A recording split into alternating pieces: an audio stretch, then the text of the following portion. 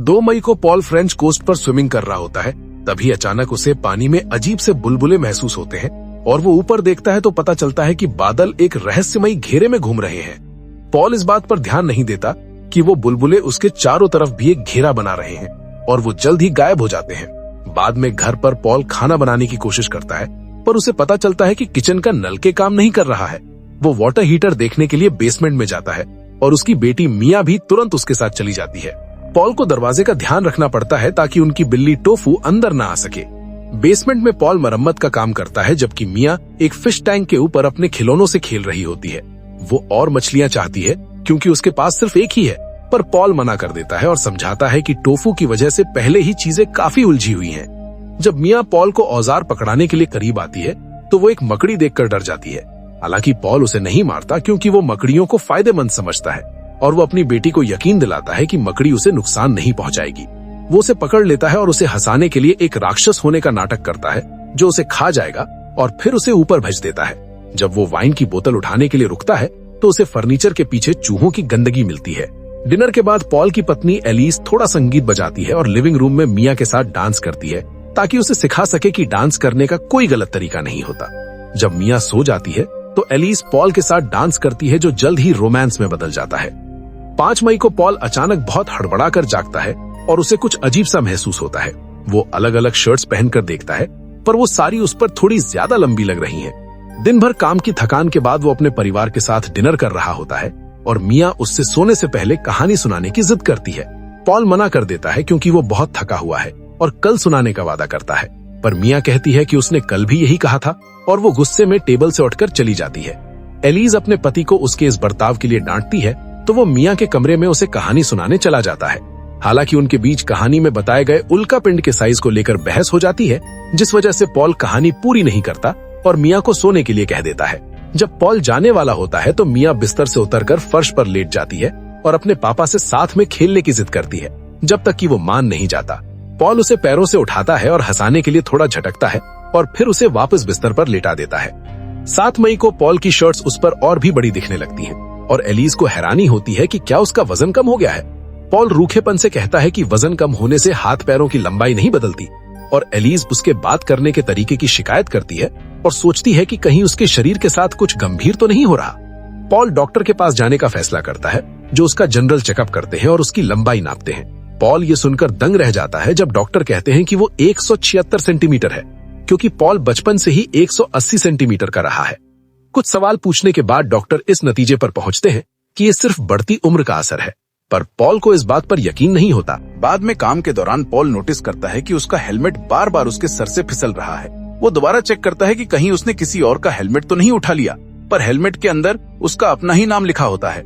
आधी रात को पॉल को नींद नहीं आती और वो बार बार उन अजीब बादलों के बारे में सोचता रहता है। वो खुद को थकाने के लिए एक्सरसाइज करने का फैसला करता है। एलिस उसे देखने आती है और उसे मनाकर वापस बिस्तर पर ले जाती है। 20 मई को पॉल नहा रहा होता है और नोटिस करता है कि शावर का फॉसेट अब काफी ऊंचा लग रहा है। अचानक उसकी शादी की अंगूठी उसकी उंगली से गिर जाती है और वो अपने हाथ को हैरानी से घूरने लगता है। जब वो किचन में जाता है तो एलिस देखती है कि उसका पति अब उससे भी छोटा हो गया है। इस बार पॉल हॉस्पिटल जाता है ताकि डॉक्टर्स उसके ढेर सारे टेस्ट कर सकें। पूरे बॉडी स्कैन से लेकर ब्लड टेस्ट तक सब कुछ किया जाता है। कुछ घंटों बाद एक डॉक्टर पॉल को बताती है कि सारी रिपोर्ट्स नॉर्मल हैं। हालांकि उसकी लंबाई अब 165 सेंटीमीटर है और वजन 63 किलो। इसका मतलब है कि उसने सिर्फ कुछ ही हफ्तों में 15 सेंटीमीटर लंबाई और 10 किलो वजन खो दिया है। बदकिस्मती से डॉक्टर ने पहले कभी ऐसा केस नहीं देखा और उनके पास इसका कोई जवाब नहीं है, पर उन्हें लगता है कि ये घटने का सिलसिला लगातार जारी है और ये आगे भी होता रहेगा। ढेर सारे टेस्ट्स के बाद पॉल हॉस्पिटल खून और उन अजीब बादलों के ख्यालों से खुद को रोक नहीं पाता और ये चीजें उसके सपनों में डरावनी बनकर आती हैं। एक और बुरे सपने के बाद जब उसकी आंख हॉस्पिटल में खुलती है तो वो फैसला करता है कि वो अपना वक्त बर्बाद कर रहा है। घर पर पॉल को अपने साइज का एहसास और भी ज्यादा होने लगता है, क्योंकि बैठते वक्त उसके पैर फर्श तक नहीं पहुंचते। वो अपने परिवार से भी कटा कटा सा महसूस करता है और हॉस्पिटल से आने वाली फोन कॉल्स को इग्नोर कर देता है। आखिरकार वो इतना छोटा हो जाता है कि कुर्सी पर रखी किसी गुड़िया जैसा दिखने लगता है। एलिस को लगता है कि उन्हें कहीं और चले जाना चाहिए और जब तक ये मसला हल नहीं होता मिया को उसके दादा दादी के पास छोड़ देना चाहिए। पर जब वो पॉल से पूछती है कि वो कहाँ जाना चाहता है तो वो तंज करते हुए जवाब देता है कि सर्कस में। टॉफू बिल्ली की डरावनी मौजूदगी अब उसके सब्र का इम्तिहान लेने लगती है, इसलिए एलिस बिल्ली को बाहर भेज देती है और उसका दरवाजा लॉक कर देती है। 30 जून को पॉल का साइज एक मोबाइल फोन जितना रह जाता है। टोफू उसे खिड़की के बाहर से घूरती रहती है। वो इतनी पागल हो चुकी है कि उसे बारिश से भी कोई फर्क नहीं पड़ता। जब अलीज घर खरीदने वालों के साथ आती है और उन्हें घर दिखाती है तो पॉल घबरा जाता है और भागकर बिस्तर के नीचे छुप जाता है। ये सुनकर उसे बहुत दुख होता है जब वो लोग उसके प्यारे घर के बारे में किसी सामान की तरह बातें करते हैं। मेहमानों के जाने के बाद पॉल अलीज पर चिल्लाने लगता है क्योंकि उसने उसे बताया नहीं था कि लोग आने वाले हैं, क्योंकि किसी का उसे देख लेना उसके लिए खतरनाक हो सकता था। वो इस बात पर भी गुस्से में है कि अलीज उससे मशवरा किए बिना घर बेच रही है, तो अलीज उसे याद दिलाती है कि उसने इस बारे में पहले जिक्र किया था। पॉल पर चिल्लाना जारी रखता है और कहता है कि ये उसका घर है, तो एलिस को उसे याद दिलाना पड़ता है कि अब उनकी कोई कमाई नहीं हो रही है। वो नहीं जानती कि वो और क्या करें क्योंकि पॉल इलाज करवाने से साफ मना कर रहा है और उसकी बातें पॉल को और भड़का देती हैं। वो कहता है कि इलाज बीमार लोगों के लिए होता है पर वो पूरी तरह सेहतमंद है, इसलिए वो किसी रैंडम लैब के लिए गिनी पिग नहीं बनना चाहता। एलिस का सब्र भी टूट जाता है और जब वो चिल्लाती है तो उसकी आवाज का जोर इतना ज्यादा होता है कि पॉल लगभग काउंटर से नीचे गिरने वाला होता है।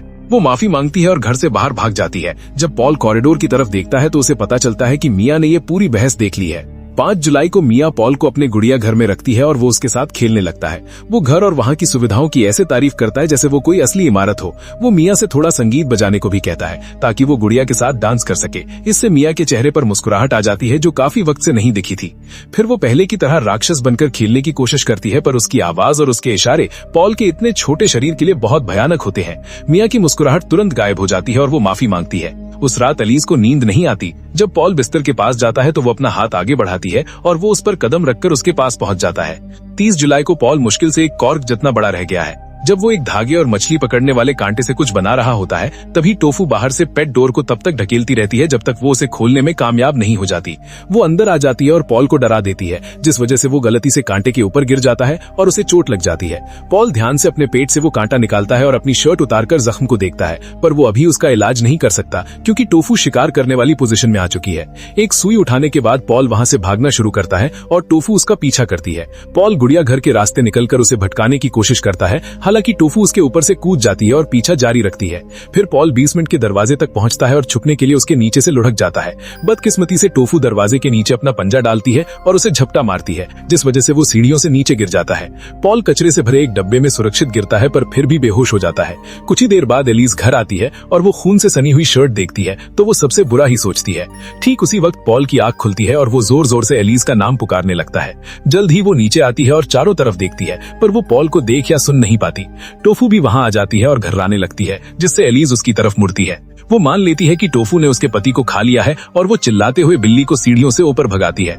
नजरअंदाज किए जाने पर पॉल गुस्से में आ जाता है और कुछ चीजें इधर उधर फेंकता है। आधी रात को पॉल इंतजार करते करते थक जाता है और जिंदा रहने के रास्ते ढूंढने लगता है। सबसे पहले वो एक कील की मदद से कपड़े का एक टुकड़ा काटता है ताकि अपना शरीर ढक सके और एक तार उसका बेल्ट बन जाता है। फिर वो बॉक्स के चारों तरफ देखता है जब तक कि उसे एक छेद नहीं मिल जाता और वो आखिरकार बाहर निकल आता है।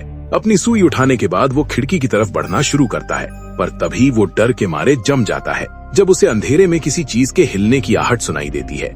जल्द ही डर उस पर हावी हो जाता है और पॉल भागकर वाटर हीटर के प्लेटफॉर्म के ऊपर चढ़ जाता है। बदकिस्मती से वो खिड़की का इस्तेमाल नहीं कर सकता क्योंकि वो मच्छरदानी से ढकी हुई है।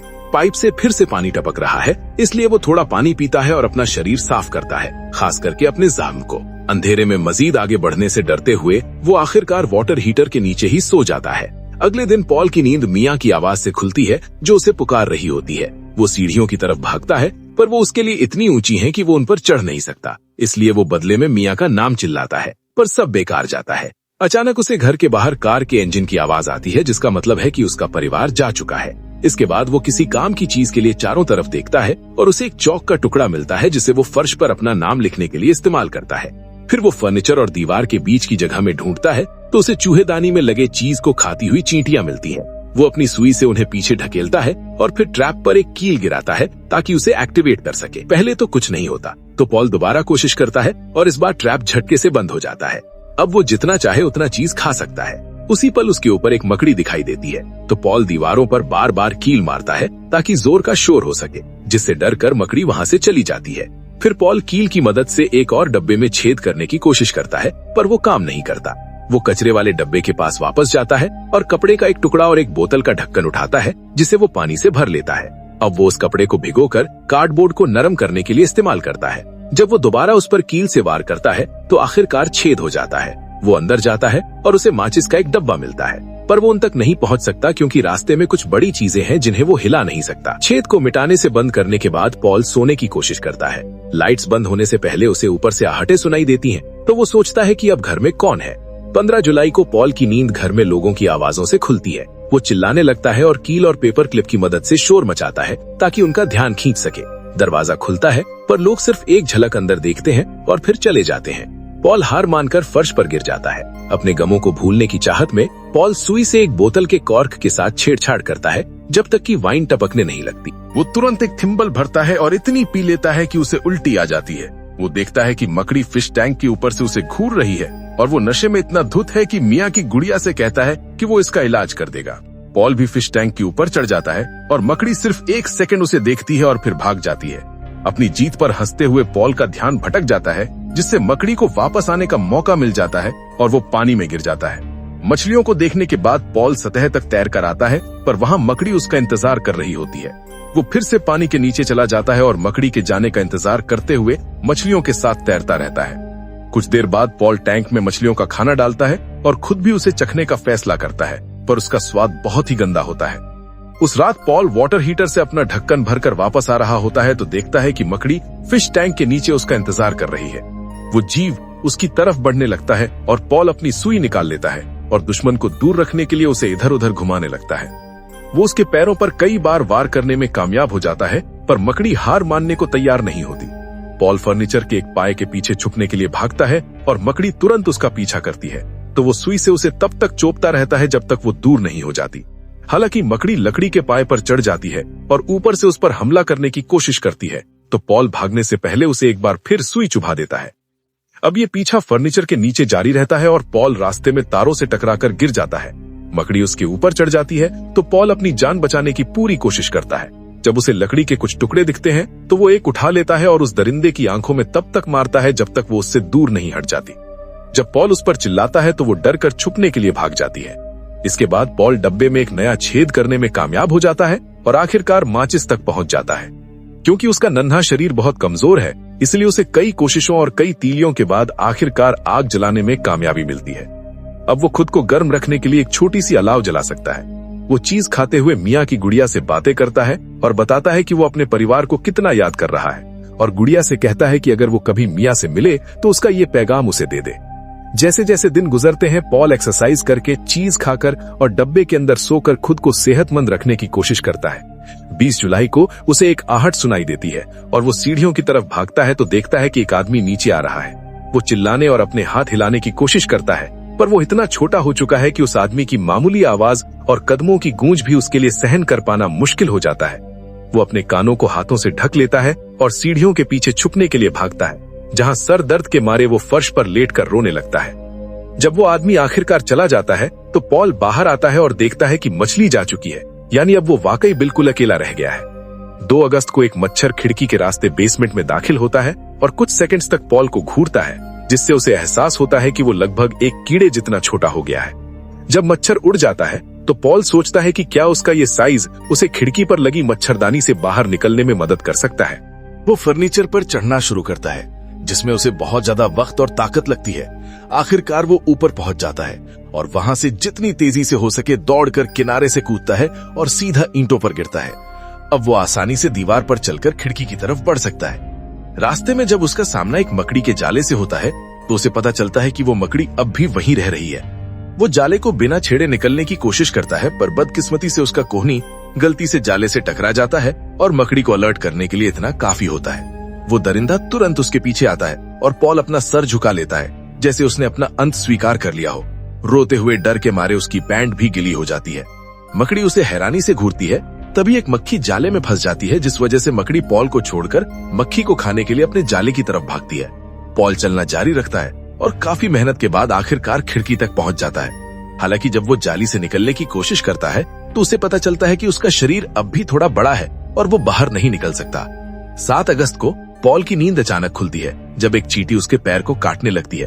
वो उसे लात मारकर भगा देता है, तो वो चींटी बदले में मकड़ी के हत्थे चढ़ जाती है। तभी एक दूसरी चींटी तुरंत जाली से बाहर निकल जाती है और पॉल अब इतना छोटा हो चुका है कि वो आखिरकार उसके पीछे जा सकता है। वो तेजी से आगे बढ़ता है और सही वक्त पर मकड़ी से बच निकलता है। वो दोनों एक दूसरे को घूरते हैं, और पॉल सोचता है कि क्या अब वो मकड़ी खुद को अकेला महसूस कर रही होगी।